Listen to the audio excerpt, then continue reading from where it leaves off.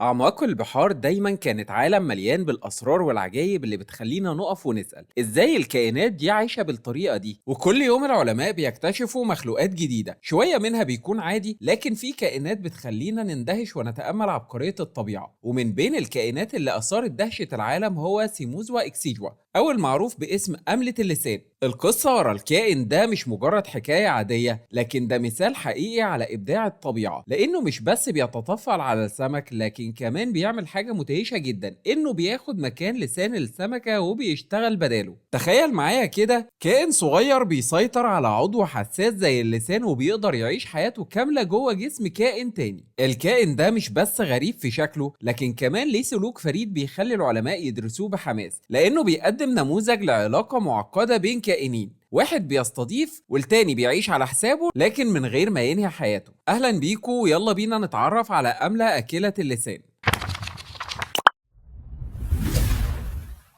سيموزوا إكسيجوا هو كائن بحري صغير طوله بيتراوح ما بين 2 ل 4 سنتيمتر، وشكله شبه الأملة أو الحشرة الصغيرة لكن بيتصنف ضمن القشريات، يعني قريب للحيوانات البحرية اللي زي الجمبري والكابوريا. ورغم حجمه الصغير لكن الكائن ده بقى محور اهتمام كبير بسبب سلوكه الغريب والفريد في عالم الكائنات البحرية. سيموزوا مش مجرد طفيلي عادي، لكنه بيعمل حاجة استثنائية، بياخد مكان لسان السمكة اللي بيتطفل عليها. يعني أول لما الكائن ده يلاقي السمكة المناسبة ليه بيستخدم مخالب صغيرة حادة عشان يمسك في لسان السمكة من جوه، وبعد كده يبدأ يمص الدم اللي بيوصل للسان السمكة، وده بيخلي لسانها يضمر ويموت بالتدريج. الغريب بقى انه مش بس بيكتفي بكده، ولكن بياخد مكان اللسان الميت وبيبدأ يشتغل بداله حرفيا، والسمكة بتستخدمه في الأكل وتحريك الأكل جوه بقها كأنه لسانها الطبيعي. والغريب أكتر إن السمكة بتفضل عايشة بشكل طبيعي تقريبا، وكأنها اتأقلمت على وجود أملة اللسان جوه بقها. والعلماء بيعتبروا ده مثال على قدرة الكائنات الطفيلية على تطوير سلوكيات تخليها تعيش وتستمر لفترات طويلة من غير ما تسبب موت الكائن المضيف. وده اللي بيخلي سموزوا إكسيجوا حالة استثنائية في عالم الأحياء البحرية. والكائن ده مش منتشر في كل الأسماك، لكنه بيحب يتطفل على أنواع معينة زي سمك القاروص. السمكة اللي بيختارها لازم تكون حجمها مناسب وبتوفر له بيئة يقدر يثبت نفسه فيها بسهولة، وده بيبين إن الكائن ده عنده ذكاء غريزي بيخليه يختار مضيفه بعناية شديدة، وده بيدل على مدى تطوره وتأقلمه مع البيئة اللي بيعيش فيها.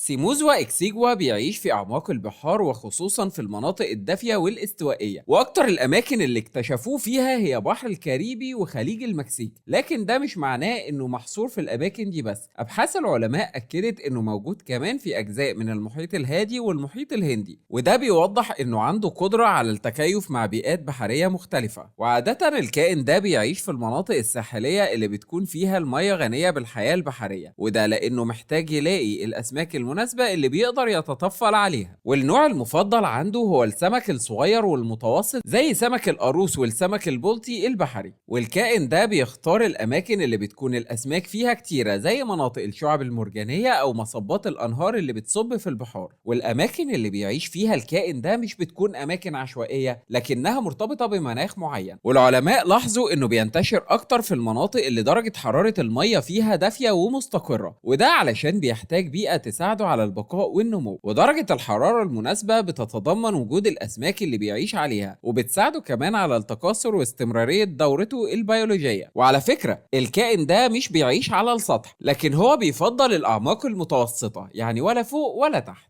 ووجوده في المية ده بيحميه من التعرض للافتراس من كائنات أكبر، وبيخليه يقدر يصطاد فريسته بسهولة. والغريب إن سموزوا إكسيجوا مش مجرد كائن متطفل، لكن هو بيلعب دور صغير في النظام البيئي البحري علشان بيتفاعل مع الكائنات اللي حواليه بشكل مباشر وغير مباشر. ورغم إن وجود الكائن ده طبيعي جدا في النظام البحري، لكنه بقى مصدر قلق في بعض المناطق اللي الأسماك فيها بتتعرض بشكل كبير للتطفل منه. والصيادين في المناطق دي بيعتبروا وجوده تحدي، لأنه ممكن يخلي السمكة مش محبوبة بالنسبة للتجار، يعني علشان شكله ما بيكونش لطيف لما تيجي تفتح بق السمكة فتلاقي كائن تاني جواها.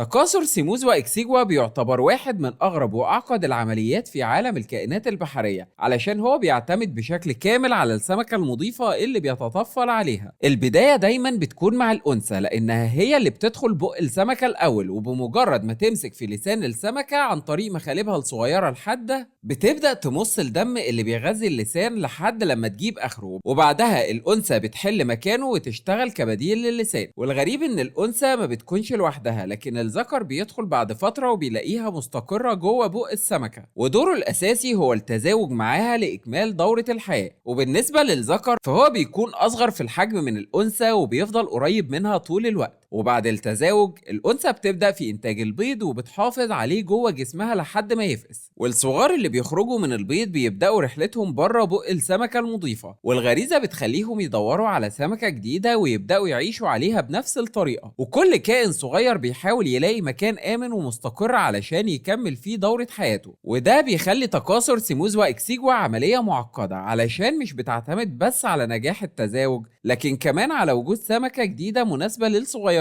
والعلماء اكتشفوا ان الكائن ده بيتبع نظام تكاثري فعال جدا، علشان بيفضل موجود في نفس السمكه لسنين طويله، وده بيضمن استمرار وجوده مع تقليل المخاطر. والسمكه المضيفه بتوفر الحمايه والبيئه المناسبه والغذاء الكافي للذكر والانثى مع بعض. والظاهره الاغرب ان السمكه المضيفه بتفضل تاكل وتتحرك عادي جدا رغم وجود الانثى والذكر جوه بقها، وده بيعتبره العلماء مثال مدهش على قدره الكائنات الطفيليه على التكيف من غير ما تسبب ضرر كبير للمضيف، علشان الكائن لو قتل السمكه هيكون خسر حياته. والعلاقه بين الذكر والانثى والصغار اللي بيخرجوا من السمكه كلها بتوضح ان الكائن ده عنده دوره حياه محسوبه بدقه، وبيعرف ازاي يوازن بين تطفله على السمكه وقدرته على الاستمرار.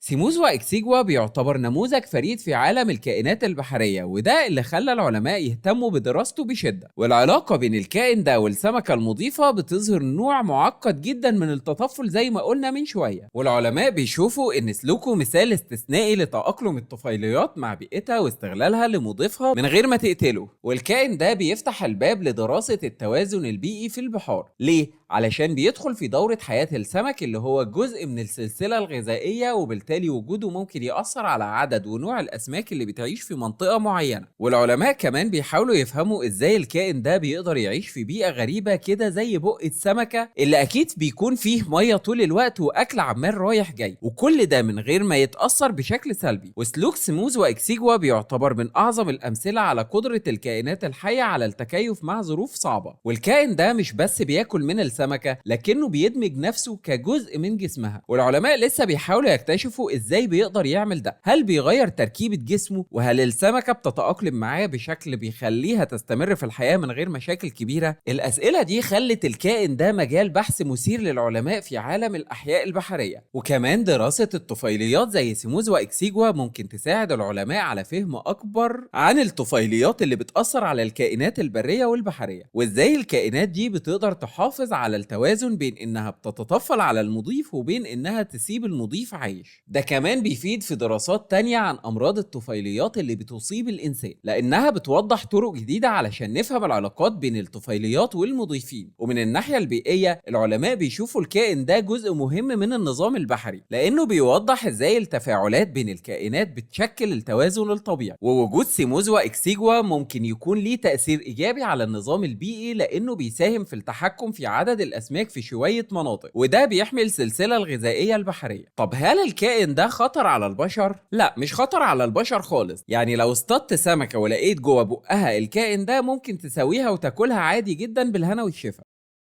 بس كده خلاص، مستنيينكم تكتبوا لنا في التعليقات ايه المعلومات اللي كانت بالنسبة لك جديدة ومذهلة، وايه المعلومات اللي دايما بتدوروا عليها ومش لاقيينها، علشان نتكلم عنها في الحلقات اللي جاية. اهم حاجة ما تنساش تعمل لايك وسبسكرايب علشان يوصلك كل جديد، واستنونا الحلقة الجاية.